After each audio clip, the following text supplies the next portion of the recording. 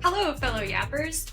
I'm Ruchi. And I'm Shalini, and we're your hosts of Binge, Yap, Repeat. We're two best friends who spend an embarrassing amount of time binge watching TV, and honestly, we just need to talk about it.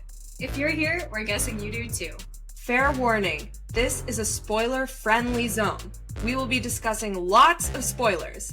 So, if you haven't watched the show yet, hit pause, go binge, and come back when you're ready to yap with us. And now, it's yap time.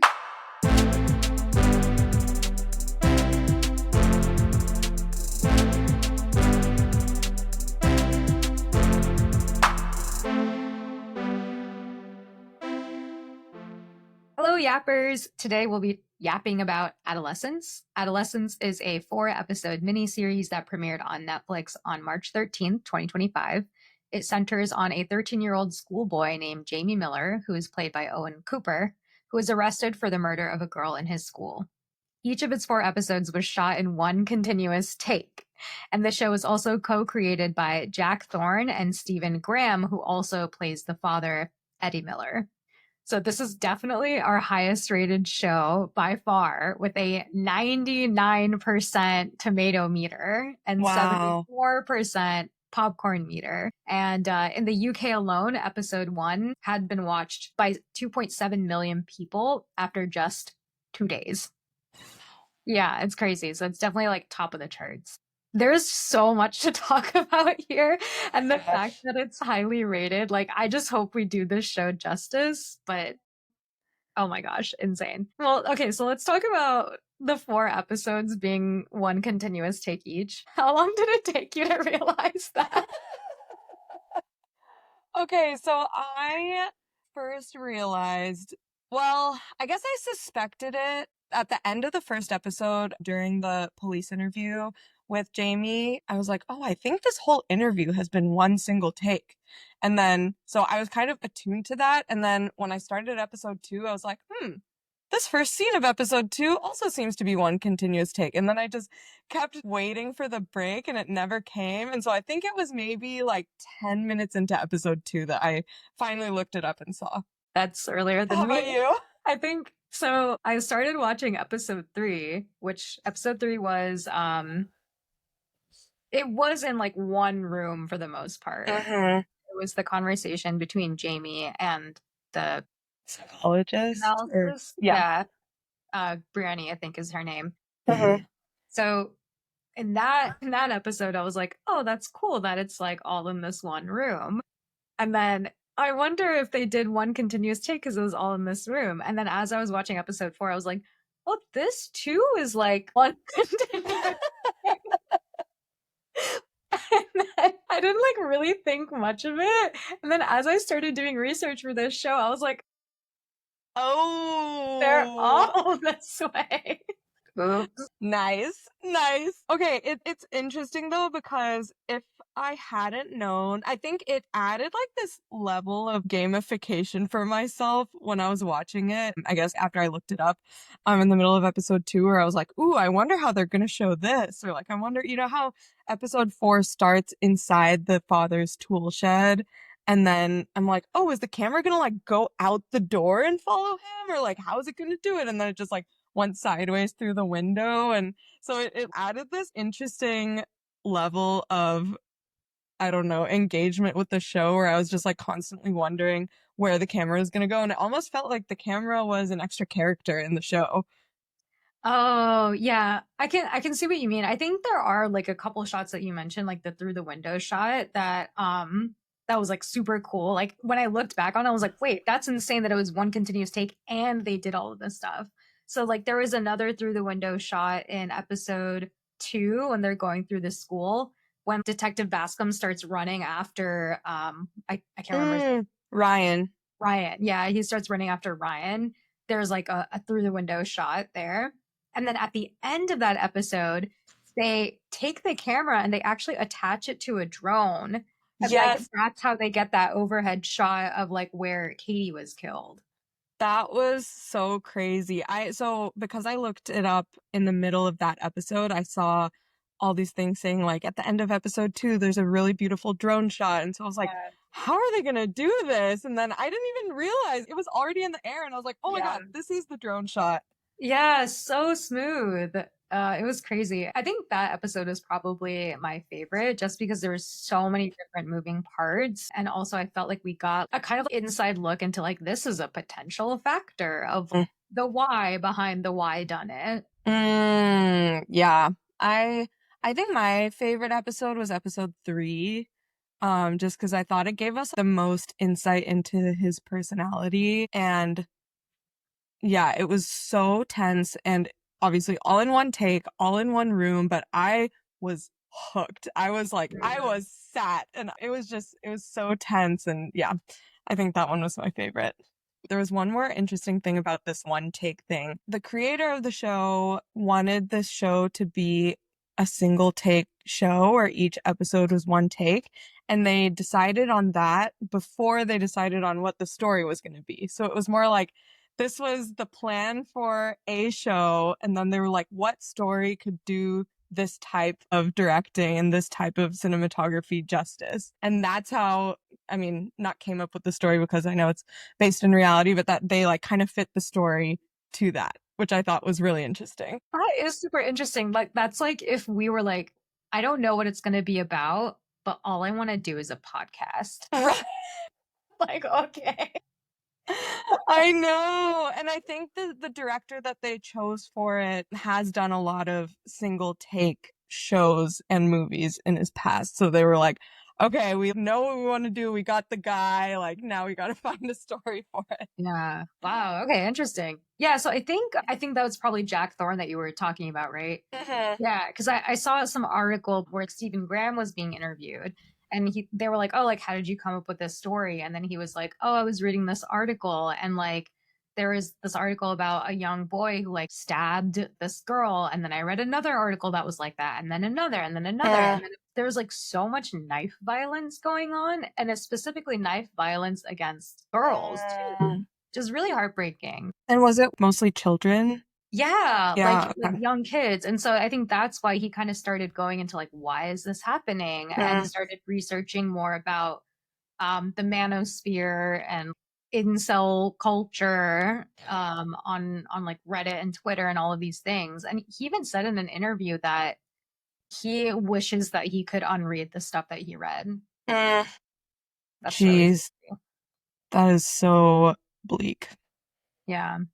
But one thing that he did mention was the reason why they kept saying like, "Oh, this isn't a who done it; it's a why done it," and that's why at the end of episode 1, it was really important for the audience to know that without a doubt, Jamie is the one who did it, and it's just a Yes. matter of the why, and like that's what you start uncovering in all these later episodes. Yeah, I'm so glad they did that because I think it was really interesting as the viewer knowing that okay, this definitely happened, but then seeing Jamie continue to say I didn't do it, like why am I here? It was just such an interesting, I don't know, it was very unsettling. It's like you do know why you're here, but you're being Yeah. so insistent and like obviously we know and you know. Well, I guess like in spite of that, I mean, maybe I was like someone who was taken for a ride basically because even though I saw the video with my own eyes, the fact that he was like, "I didn't do it, Dad. Like you have to believe me, I didn't do it."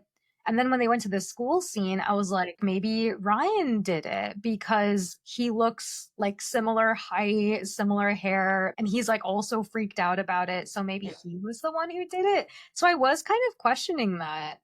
Yeah, that's a good point. I also thought that like when Jade, who is Katie's friend, Katie's best friend, when she starts attacking Ryan and she's like, "You murdered my best friend."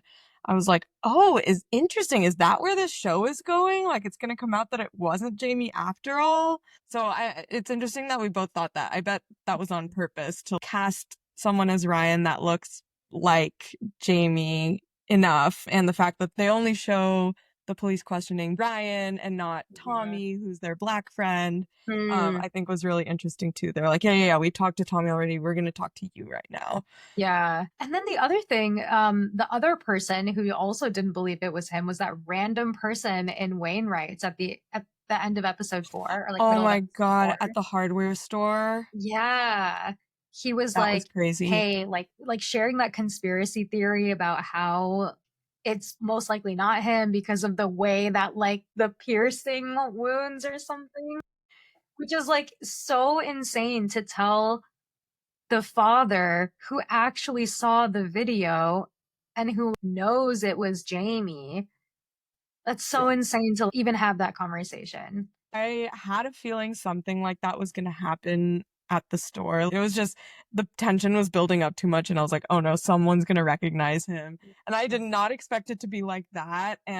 But when I saw the kid and I like saw how he was interacting with the dad, I was like, oh my God, this is happening.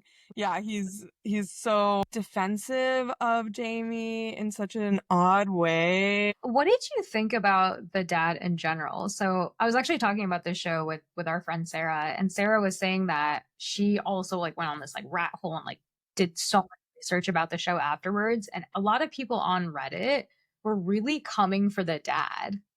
They like really blamed the dad for what Jamie did. And I was like, this is so interesting because when I was watching the show, I definitely did not think that. I was like, I thought the whole point of this show was that this could happen to like any family. Yeah, that is also the message I got, but they did like kind of raise some questions about it. Like they were asking in episode 3, Bryony is asking Jamie like, what is your dad like? How does he treat your mom? Like, what do you think of masculinity? And I felt like it was kind of hinting that maybe there's something underneath the surface with this family that they haven't shown us explicitly. And the casting, I mean, I know he's also the show's creator, Stephen Graham. He's like this buff tattooed man also that's like this looking at this man like he could fuck anyone if he wanted Yeah. to. So I thought that was interesting too. Like they didn't cast like this gentle looking timid man for this role. They cast like this absolute muscle man. Hey, an absolute muscle man who still tucked in the teddy bear at the end of episode 4. True. But yeah, I guess going back to my thoughts on it, watching it, I really did not think that the dad was to blame at all. Like I don't think there was any evidence that he mistreated the mom or his daughter or anything. And I thought all of his emotional reactions to things were very natural and not concerning. Yeah, I thought so too. I think, okay, I guess like going through the episodes, like episode 1 is his arrest, episode 2 is understanding the school, episode 3 is understanding Jamie, and then episode 4 is understanding the family in the aftermath of Jamie's arrest. What I got from it was that of all of the different episodes, there were certain reasons why Jamie could do this thing, and each episode kind of dug a little deeper on those different reasons, right? So the school was part of the cause, the bullying was part of the cause, the social media was part of the cause, the family, the dad, the mom, maybe even the sister, Jamie himself, how he is impressionable.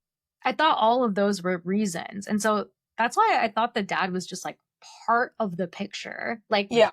he wasn't completely blameless, but neither was anything else. Right. It's like anyone can raise a child how he did, and like they probably wouldn't become a murderer at the age of 13. Like I don't think there was anything inherently wrong with how he parented, but yeah, maybe it just went into this bigger picture, and the like however the dad was raising the son didn't like counteract what he was receiving from external factors. Right, right. Yeah, and like they even said that at the end of episode 4, which I really loved, is that like the parents are having this heart to heart and they're like, how could we have made someone like Jamie? How could we have made like a child murderer like this? And then Lisa comes in and basically is like mending their relationship and like carrying the whole family on her back. And then the parents are like, oh, but we also made Lisa. So we're not entirely to blame. So yeah, I don't know. Sarah brought up this point that we as women probably have a different relationship with our dad than a son would have with his dad, which I think is a good point. Yeah, okay. On that note, there were a few things I clocked in Jamie's interactions with his dad that I was like, are they like trying to send a message with this? So the fact that he chooses his dad as his appropriate adult, and then later in the one of the last scenes of the show when he's on the phone with his dad, and then his dad's like, oh, your mother and Lisa are also here, and he's like, I thought I was only on the phone with you. And I was like, I wonder. I thought that was interesting that they included that little bit. And I was like, oh, is he trying to say, like, I thought I didn't know the women were here? Or was it just like, I just like want to talk to my dad and I The didn't. big dogs are talking. I don't know. I don't know if that was the case. Like maybe it was part of it, like knowing Jamie and like what we know about the family, maybe that was part of it. I also feel like, if I feel like I'm just talking to my mom and then like if my dad and sister were also there, it like suddenly becomes like less intimate, you Yeah, know? yeah. So, Yeah, that's true. I think yeah, I think that's that's also very like normal. Yeah. yeah. And the fact that he was talking about his plea deal, which is like a very intimate thing, and the fact that he knows that his dad is the one who saw the video. Yeah. Yeah. Yeah. And that Yeah. episode was the only time that we find out that his dad was the only one who saw it. Yeah. In the video. Even the man at the hardware store, like, you haven't seen the video, sir? Yeah. How come you got opinions? I thought that was an interesting choice. But is that like the normal proceedings for cases like this? I do think they, for child, well, I guess I'm speaking from an American perspective. I don't know about in the UK, but I know in the US they really try to protect the perpetrator and the victim if they're children. And they do a lot to like protect any evidence or anything leaking to the media about it. So Okay. it's probably similar. Yeah, that does make sense because I actually was looking up the different articles that Stephen Graham was referencing when he was like, oh, I wrote this show because of like XYZ articles. Looked up those articles, and a lot of them, they only had information about the victim. They had no information about the perpetrators because they were generally like kids underage. Interesting. Yeah. But speaking about the victim, I guess like this is a fun fact. But I don't know if you heard at the end of, I think it was episode 2, while the drone was flying over the site, there's the background track has like a lone soprano singing. So that voice is actually the actress who plays Katie. Really? Yeah. Yeah, so I thought that was really cool. It was like, oh, even though we like never really see her interact or anything, like her presence is still there, and it is the driving force behind this story. Yeah. Oh, that's so interesting. That song and the song at the end of episode 4 like really stuck with me. They both were stuck in my head for a long time. Yeah. Oh, so beautiful. So So heavy, but beautiful. so beautiful. Mm-hmm. I guess like okay, this is something that I thought was kind of funny. Just seeing the disconnect between the generations, like in this Oh, school episode. the emojis when Dad was like, "What?" Yeah, I thought it was so funny how so Detective Bascom takes his kid aside into a room and his child is like, oh, like you're embarrassing me, like you need to stop blundering around. Like this is actually what these emojis mean. You see that dynamite exploding? It's not a dynamite, it's actually a red pill. And like this is what this emoji actually means. And the dad's like, that's like 2 symbols. Like, how did you get that entire story? And then when the kid was like, "Oh, it's like red pill," the dad is like the Matrix. And then the kid was like, "What the heck is the Matrix?" Yeah, he's like, "You watching the Matrix?" And he's like, "What, Dad?" Like this, I don't even know what you're talking about. I thought that was so funny because like they're both right. Yeah, There's such a large disconnect between the two. so funny. The kid wasn't like, I think his name was Adam. Adam wasn't like, "Dad, this is how you do your job better." It was like, "Dad, you're embarrassing me at this school." Yeah. Wait, and then also speaking of the kid, I don't know if you clocked this, but remember at the end of episode 1, the whole show starts with Detective Bascom getting a call from his son being like, "Oh, I don't want to go to school today." Mm-hmm. And then you see that at the school, like it is possible that he's getting bullied because when Yeah. his dad shows up, like the kids all start winking and stuff. Yeah, that was really sad. I felt so bad for Adam. And Yeah. like I mean, yeah, it doesn't, I mean, no kid deserves to be bullied, but I didn't get why he was being bullied at all. Yeah. Yeah. I did like how the dad kind of had a wake up call though after they had like their whole discussion. Like Detective Buston like kind of realized that his son probably was getting bullied or like maybe if he wasn't 100% sure, he was like, I need to like, spend more time with my son because there's a whole world that my son is being exposed to that I just have no idea about. And then he like goes and asks his son if he wants to like go to the chip stand around the corner or something. Yeah, I thought that was really sweet. I loved that sweet, tender moment that they had at the end when they're like joking about getting chips from the Chinese place. yeah. And then he's like, Very you sweet. have to get chips from the Chinese. They have flavor. I was Yeah, like, come on, Dad. yeah. I'm like, oh, he's opening up a little bit. That was cute. Yeah. That was so cute. The other thing that I was just thinking about, Detective Buscum is like having a conversation in episode 2 with his fellow detective. I think her name is Misha. Then Detective Misha, Frank, I think. oh yeah, Misha Frank, I think. Yeah, Detective Frank. So then they're chatting, and then Detective Frank is like, all kids really need is that one thing that they're good at that makes them feel good about themselves. Mm. And then you realize that Jamie's one thing that he's good at is drawing. Mm.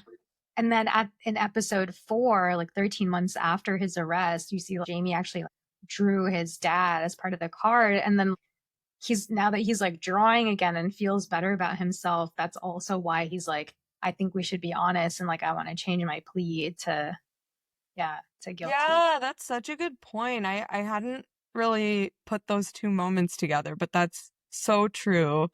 I mean, I know there were only 4 episodes, but that the drawing and the decision to change his plea it happened both in the same episode. Yeah. Yeah. Oh, okay. Also about Detective Frank. So in episode 2, when Mrs. Fenimore, who's the lower school teacher, but she's like showing around the detectives in the school, when she brings them into a classroom, she's like, "Oh, this is Detective Bascom. He's got something he wants to talk to you about." And then Detective Bascom starts talking, and then she like interrupts him. She's like, "Sorry, also this is Detective Frank." And then Detective Frank's like, "It's fine. Like, it's fine. Let's just move on." Like that. I thought it was very realistic, but I would love to hear your thoughts on why they included that dialogue in that. Oh, yeah, that's interesting. I mean, I think there's obviously this theme of like toxic masculinity and misogyny just throughout the entire show. So I think that's like a form of microaggression, right? Where they're like, yeah, these are the things that can kind of add up and are like super prevalent in our society because taken by itself, it truly isn't a big deal. But when it happens again and again and again, it's like death by 1,000 paper cuts. Mm-hmm. Totally. And like not even just the men are perpetuating it. It's also Yeah. the women in the society. And what I took away from it is that like children are such sponges that like everything that happens in front of them, they like take in and internalize, and it forms their impression of the world. Yeah. I actually recently saw this Instagram post where this mother of a 5-year-old is like, up until this year, my son's favorite color was rainbow, and like his favorite Mario character was Daisy. And now he's come home from kindergarten and he's like, Daisy's only for girls and he only wants blue things. I know. And it made me so sad. I was like, just not even 1 year in school. Yeah. And like they just, who's doing it? It's everyone, but like, how is this happening so quickly? It's everyone. Oh my gosh, that's so I sad. Yeah. know. School has such a like big influence on kids. Actually, so my boyfriend's nephew is like 2.5 or so, and he only recently started going to this Montessori school where they actually combine like a bunch of different ages together. So I think like 2 through 5-year-olds are allowed to be in this school. And as a result of being in that school, just like 6 months later, he's so independent. What? That's an example of where it can go in like the other direction, right? Is like he wants to like go to the bathroom by himself. He like helps his mom cook in the kitchen. It's like awesome, all of the things that he can do by Interesting. himself. So it's like, yeah, like school has such a crazy impact on kids, which is like obvious now that I'm saying it out loud. Yeah. But yeah, I mean, you Yeah. don't expect it, especially at such a young age for school to have such, it's like you've spent 4 years raising your child with your own beliefs, Yeah. but those 4 years can be counteracted so quickly in like a week at school. Yeah, so Yeah. true. And like that's also why I was like, okay, that lends itself well to the point of, okay, this is just another factor in like what led up to Jamie doing this thing. Yeah. Speaking of school, actually, one thing that I saw on Reddit is when Jamie is asked about his favorite class, he says that it's history. But then when you actually go to this school, like when the detectives go to this school, like that school is chaotic AF, right? That school And was so like crazy. especially in history where they're just like showing films every single day. Mm-hmm. And so one Redditor's theory was like, oh, I wonder if history is his favorite class because that's the class where he can actually do what he wants to do and like just like do art or something or draw or something. Oh, interesting. I mean, he clearly knew Detective Bascom was like, who's your favorite person from history? And he like had a very good answer. So like clearly he's paying attention. True. Okay. Yeah. Okay. Maybe then that is like the point where he's more into history, actual Yeah. history. But yeah, Okay. the history teacher was like the Mr. Malik. Like that man, Crazy. mentally, he's somewhere else. He has a side podcast or something. Like he is checked out.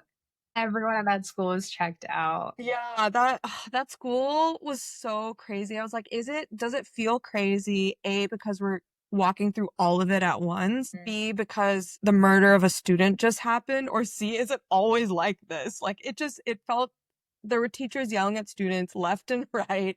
Yeah. Students were like running around. It was so chaotic. Yeah. Yeah.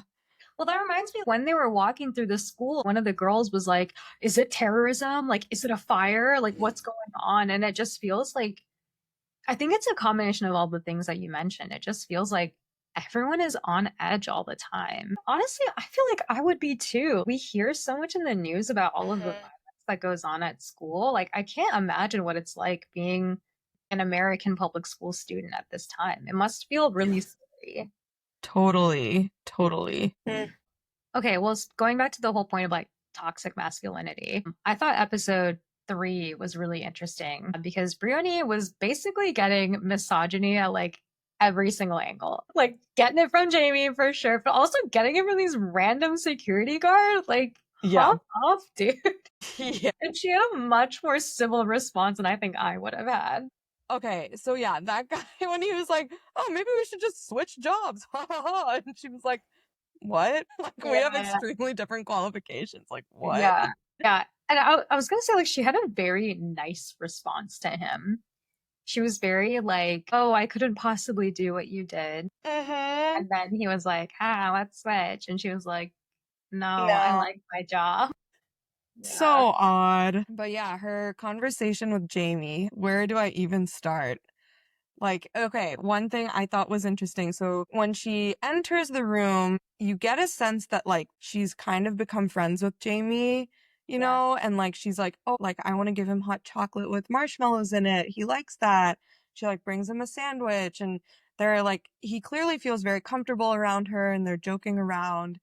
And by the end of the episode, she like can't even look at that sandwich. Like she's so disgusted and yeah. And so I'm curious how the previous, I guess, 4 sessions with Jamie went, if this one had such a huge effect on her and like what they talked about. Yeah, I'm also curious. Well, like the other thing that our friend Sarah mentioned, and sorry, I'm saying Sarah so many times because she explicitly told me to name drop her. So Nice. that's why I'm saying Sarah. So one thing Sarah mentioned is that in her deep dive around this, she found out that like the sandwich was intentionally there as a negative, like the opposite of a reward. It bringing in a sandwich Punishment? that he kind of, but like she brought in the hot chocolate as like a reward for him, right? To like positively incentivize him. But then she also brought in the sandwich as like a negative incentive, like to see how he would operate when given something that he doesn't necessarily like. But do we know that he doesn't like it? Yeah, I think so. Because didn't he mention at the beginning, it's pickle? I don't like pickle. Because he was like really excited about like tomato, right? And then she was like, oh, no tomato this time, like pickle instead. Oh yeah, interesting. So like just to see if he has a negative emotional reaction to like not getting his way or something. Oh, Yeah. I like that. I like that. Yeah. And then she also, this is like a really side note, but she also mentioned that when they say pickle, apparently it refers to like Indian pickle, like lonza or like achar. Yeah. It's Interesting. not like a pickle. Not an American dill pickle. No, Oh, that's it's not fun. a pickle. Yeah. So I thought it was interesting. Hmm. Oh, and also the hot chocolate that they used was not actually hot chocolate because when Jamie like slaps it to the side, apparently it would make the floor really sticky, which made camera handoff really difficult. Yeah, so they like stopped using hot chocolate. What do they use? I think they just used like water or something that was Like like brown easy. water? Yeah. Oh, that's fun. That's a fun fact. Yeah. Okay, so also in that episode, you see kind of the range of Jamie's emotions. He starts off very like playful and lighthearted. And then at some points in the episode, he like has a huge blowout and gets mad at her and like gets very intimidating and threatening and like stands over her and points his finger and like it looks like he's gonna attack her. I thought it was really well done and like the natural progression of the conversation was so interesting to me, and like how she kind of pulls out these emotions, how she's always focusing on how he feels, but then like he's always reacting to her reaction to how he feels was very interesting. Yeah, and the fact that he like wants to intimidate her and is like shouting at her and everything, but at the end of the episode he's like, "Do you like me?" Like he Yeah. really wants her validation and her approval. So interesting. Yeah. Yeah, he definitely has like a certain viewpoint towards women for sure. That much is clear. But at the end of the day, he still like wants to be liked by women. Yeah. Yeah, and okay, that also reminds me, I don't remember exactly what she asks him, but he says that he doesn't think he's attractive and like he doesn't think that he like has anything going for him basically, which reminds me of what we were talking about earlier about what Detective Frank said about how like every kid needs something, and like it just seems like he in that conversation with Bryony, he doesn't feel like he has anything. And like that's the source of a lot of his discontentment, I guess. Oh, I thought you were going to go in a different direction because I felt like he was saying that in a very leading way to be like I'm so ugly, eyes emoji, basically like wanting her to be like, oh no, you're not ugly, like you're cute. Also true. Also true. Like he was like, why didn't you tell me I'm not ugly? That's what you're supposed to tell me. And she's like, I'm more interested in what you think about yourself. But yeah, so okay, so I guess TBD or unknown whether he actually believes that or he was just fishing for a compliment. Yeah, actually, I had a bullet point on this around like empty platitudes in general. So like he was definitely expecting to get like what a person should say in like a social situation. And I noticed that a lot of the teachers were doing that too in episode 2. So like there's that whole conversation between Jade and the teacher, which Mm-hmm. I thought was really interesting that I kind of wish that they had explored that a little bit more because I felt like that was another like iceberg of information that you could write an entire show just based on that interaction. Totally. When Jade was like, stop saying that, you're just saying that, you don't actually mean it. Yeah. And then she also talked about like her mom and the relationship, like she was really scared about her mom getting involved with this whole story more so than like going to see a therapist or like going to see other things. What was that with her mom? So she was what was she worried about? She just like didn't feel I interpreted that as like she didn't feel safe talking to her mom about this for some reason, but was that also your take? Like maybe she doesn't have the best relationship with her mom, so she doesn't feel that her home is a safe place, and normally her safe place would be Katie's house. Yeah, I think that was part of it. I think the other part was just like, not that she didn't feel safe, but just like there was like a certain box. And I feel like a lot of parents have this, right? There's like a certain box that you want your kid to fit into. And at a certain point, your kid outgrows that box. But I think a lot of parents think that kids do that a lot later than when it actually happens. Feel like this is a moment where Jade has outgrown the box, but she still wants to be able to fit in the box when her mom sees her, right? I don't know if that analogy makes. Oh, I love that analogy. I feel like that's so true. And parents just don't even realize it, and kids don't know to tell their parents that. But then, like, the whole family's just like perpetuating this thing of like, when we're together, we must fit in this box. And it's like, no, maybe mom would be open to like growing the box if you told her that you've outgrown the box. Yeah, exactly. I mean, there's definitely like aspects outside the box that are unsafe that like you don't want to be in. And then there are other aspects of the box that's just like, I'm growing as a person. And I felt like when you're a teenager, you don't really know what parts are safe and what parts are unsafe. And you don't know how to have that conversation with your parents either. Yeah. All the scenes with Jade were so heart-wrenching, and like Mm, she has so much anger and sadness in her about what happened. And like the one person that would help her through this is no longer there. And my heart just broke for her that like her one safe space in this world has been taken away from her. Also with that scene, so what we were talking about earlier where Jamie was like looking for empty platitudes, Jade wanted the opposite, where she felt like the teacher was giving her empty platitudes, and she was like, don't say that, you're just saying that everyone's the same, all adults are the same. yeah. Which is so interesting that like, just, is it a personality thing? Is it a gender thing where, the men just want to hear, like, need to hear what they want to hear, and like the women just want the truth? I mean, obviously that's a huge generalization and not true at all, but is that what they were trying to show of like, yeah, what was that comparison intentional? That's a good point. I didn't even think about it that way, that the two interactions would be like foils to each other. That's so interesting. I mean, I have to admit, when Jamie did say, "Oh, I'm so ugly," I felt the urge, or I expected that Brioni would be like, "Oh, no, you're not." I expected that to happen, and she just like didn't at all. And Yeah, I felt that withholding. I was me like, "Oh my too. gosh, what is this like societal response that's so ingrained in me? Like, what is happening here?" Yes. Yeah, it reminded me in a weird way of the Mean Girls scene where Regina's like, "Oh my God, you're so pretty." And Katie's like, "Thanks." And Regina says, "Oh, so you agree? Yeah, You agree that you're pretty?" It yeah. felt exactly like that, where he was like, "Wait, so you agree that I'm ugly if you're not saying I'm not?" Yeah, that's such a funny analogy. Yeah, that's exactly it. And like, I also remember having like the opposite response as a kid, being like, does this mean I can't say thank you to any compliment ever? Yes. I mean, no, it does not mean that, but agreed. Oh. Yes.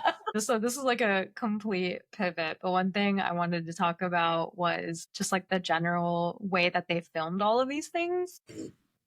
So I don't know if you saw this, but the whole plan was to film each episode in full 10 times. So like one in the morning, one in the afternoon. But they found that a lot of attempts had to be abandoned and they had to restart things and like something would happen or they would improv or something. Anyway, ended up being episode 1, they took take 2. That's the shot that we saw. Episode 2, they took take 13, which was Wow. on day 5 of the shoot, of the 5-day shoot. And then episode 3, they took take 11. And then episode 4, they took take 16. Holy So shit. many takes per episode. And Oh my it was God. all one shot. So Right. So like take 13, that's 13 hours in to filming. yeah, well, more or less, because like if like the previous takes were abandoned for some reason or another, then Oh, yeah. true, true, true. But yeah, in general, yes, it took a very long time. Actually, related to that, there is that one scene in episode 2, no, sorry, episode 3, where Jamie and Brienne are talking, and Jamie like yawns a little bit. So that apparently was unscripted. Like that was just the actor being Being tired. tired. And then Brienne just like took it and ran with it. Was like, "Am I boring you?" And then he was like, "No." He's like, wait. Yeah. Oh, also, it's his first time acting ever. He's Really? not had, yeah, he's not had any like professional acting role before. Oh my God. What an incredible young actor.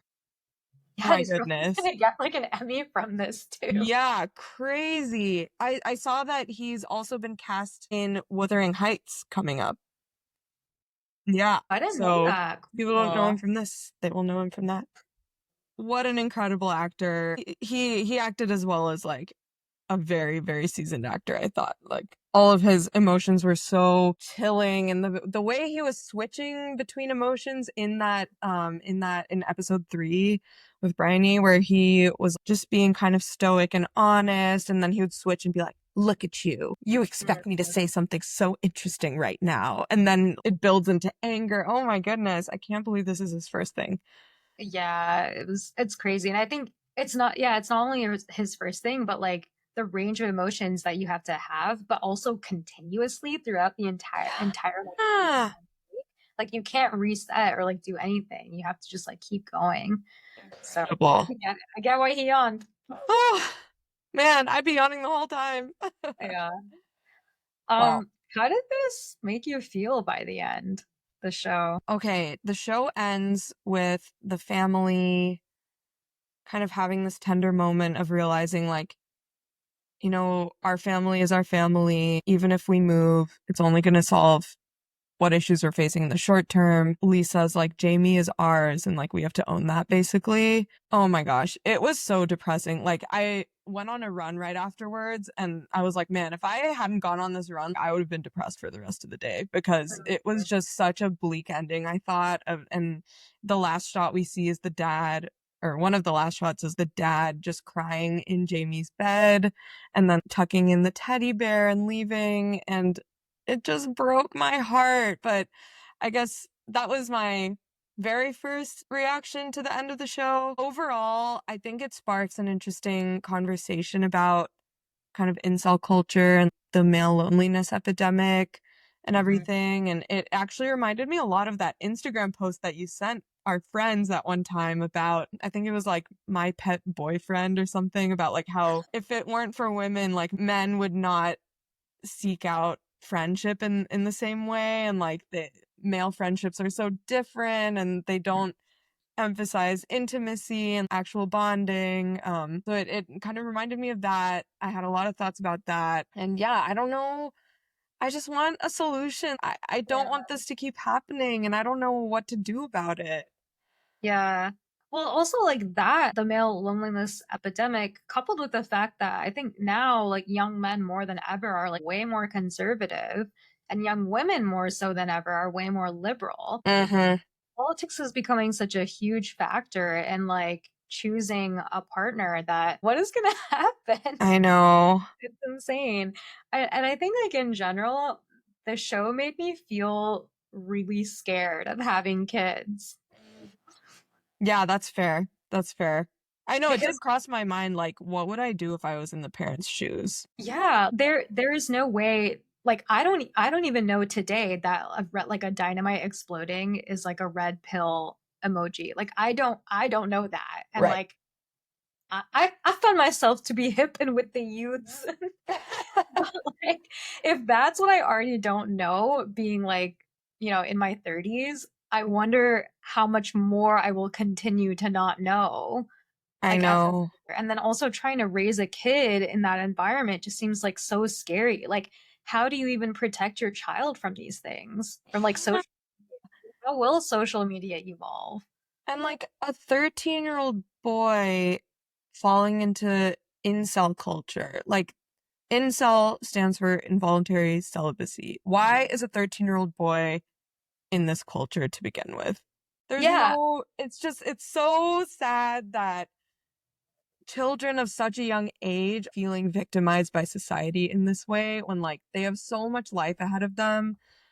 And yeah, it's my only solution that I can think of is not giving my child a smartphone until they're like Yeah. 18. I think even the co-creator was like, if it were up to me, social media ban for kids, just across the board. Like they should not be into this. Yeah. Which I think before I saw this show, I'd have been like, it's fine. Right. But now I'm like, no, it's not. Yeah, it's scary. And like their Super brains scary. aren't fully formed yet. And I think, I don't remember what this was from, but there was a discussion, maybe it was during 13 Reasons Why, just about how children and teenagers, until you're 25 and your brain hasn't fully developed, temporary emotions feel so permanent, and temporary situations feel like such a defining part of your life. And it's so sad that kids take that short-term emotion. They don't see their parents as a support system to help them through that situation. And so they're like, this is just how life is, so I must do something about it. Yeah. Yeah. It's yeah, I think kids definitely feel like it's us versus them when it comes to parents. I think that's the other thing that I'm super worried about with having kids. It's like, how am I gonna convince my child that I'm not their enemy and like I just want what's best for them? And what is best for them is, yeah, it's gonna be eating broccoli sometimes, you know. You can't have ice cream all the time. But like that kind of discussion times 10, like as things progress in their life, it just feels really scary. Yeah. Yeah. Definitely. But I guess to put a positive spin on it, like we said before, many factors, many factors. Yeah. If you can make a Jamie, you can make a Lisa. Yeah. If you can make a Lisa, you can make a Jamie. Oh, God. Just kidding. Oh, yeah. Okay, so one thing we didn't talk about is in episode 4, the word nonce was graffitied. Man, I don't know if you like researched what that actually was. I didn't, but I hope you did, and you can educate me about it. I did. Amazing. So the word nonce is apparently a British slang term that means pedophile, but it's spelled with a C. So it was actually misspelled on the van, which is probably related to the fact that like a teenager who had never seen it written down or some kid was the one who graffitied it. But yeah, it means pedophile, and it's the implication is that these kids like blame Eddie, or like they think that Eddie abused Jamie. And like that's why Jamie did this horrible thing. Wow. Yeah, that definitely explains his anger a lot more. Because I don't know what I thought, but I thought it was just at Jamie, not at Eddie, or like this family is tarnished kind of vibe, but not Eddie specifically. So that's very interesting. I did know that it was misspelled because I was watching with subtitles, and then like it was obviously written with an S. Actually, I thought it was a G at first. I was like, "What's non?" It's a G too. I was like, Nonge? And then they keep saying nons, but then in the subtitles it was with a C. So then I was like, "Oh, interesting." What I saw on Reddit is that people generally kind of just like throw it around. I don't think it like legitimately means like pedophile, but it just means it's like an insult. It's like an insult person. Okay. Yeah. But I mean, listeners, correct me if I'm wrong. But that was kind of the results of my research. Yeah. Okay. I have other things to talk about. So the other thing that I wanted to talk about was actually one of the reasons that we decided to watch this show. There's some controversy where the show was kind of accused of race swapping because a lot of people said that the crime that it was based off of was actually like a black boy who had murdered these 3 black girls. And then there was like a response to this where the creator Thorne had said that like one, it wasn't. It was based on like a series of violent crimes that were happening across the UK. And I think it was just like the release of the show coincided with like that crime happening. So like, production was already underway when all of this stuff was happening when that crime actually happened. So like the timing itself like doesn't align. But in general, Thorne was like, it's not about like black boys or white boys or like any specific race. It's really just it's not to say like this kind of violence can only be committed by black boys, because that's not what we're trying to say. It's just that like kids in general are committing these crimes because they're being like indoctrinated by what they see on social media, and like they don't have the proper support in school or from their parents or from like hobbies or whatever. And so like these crimes are like happening now frighteningly more so than ever. And so we wanted to tell a story that would shed light on this kind of violence. Yeah, so I thought that was, I mean, I thought I kind of agreed with him. I think from his perspective, I see it. I can also see, I think there's like a societal meta point here that's like, if it's a black boy, it becomes a black story, or it becomes a race thing, versus if it's a white boy, it's not a race thing. It sounds like there are a lot of parallels between this story and a real story that happened with a Black boy, so I can see why someone might have an issue with that. At what point is it okay or not okay for a person that looks different from what it was intended for to like play a character? I do see the bigger societal point, like unfortunately, just the way things are, like I think people would have gotten a different message if it was a Black boy that was cast. And so I understand their decision to make it a white boy. One thing I did find interesting though is that they cast a Black detective for it, and their choice, because we had kind of briefly talked about the origin and how they like decided to cast a white boy, but then I was thinking about it and I was like, well, they decided to cast a Black detective. And you know, like the teacher was Indian, another teacher was also. Well, I think in those roles, like, I don't think that those roles would have been treated any differently if they were a different race. But I think like the race that kind of did matter was Jamie's, right? And so I think like that's and Katie's maybe. Yeah, and maybe Katie's, yeah.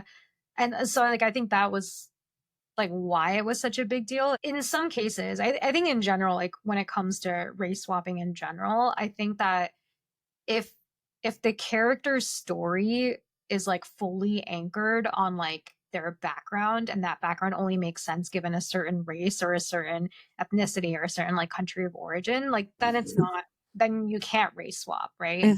But I do think that like for this particular instance, I agree with you. I think it would have been a different story. I think people would have gotten a different message if it were like a Black boy or a Black girl like doing the crime or like being a victim of the crime.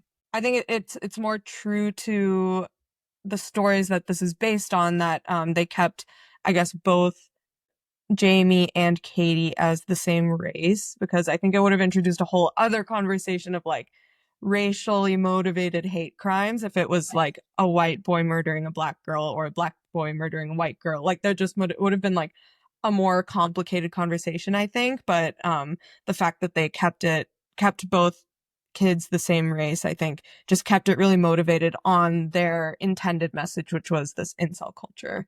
Yeah, for sure. And I think their other intended message of this can happen to anyone. Should we do ratings? Yeah, let's do it. I would give the show, I think, a 9 out of 10.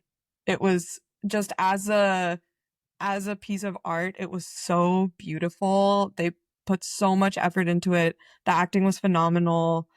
The story was really well laid out.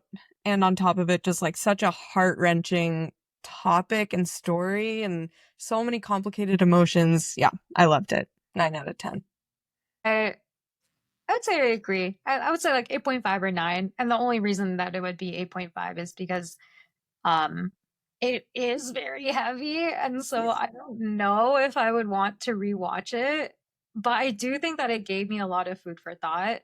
And like really made me evaluate like if I want kids and everything. I took a really good hard look at like what I want and everything. So not many shows can do that. And of course, like all the cinematography and just like the art itself was phenomenal.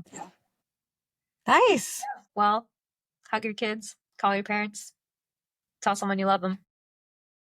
Thanks for yapping with us. If you loved this episode, have some hot takes we missed, or if you've got a show you're dying for us to binge next, find us on socials. We're at Binge Yap Repeat. Until next time, happy binging!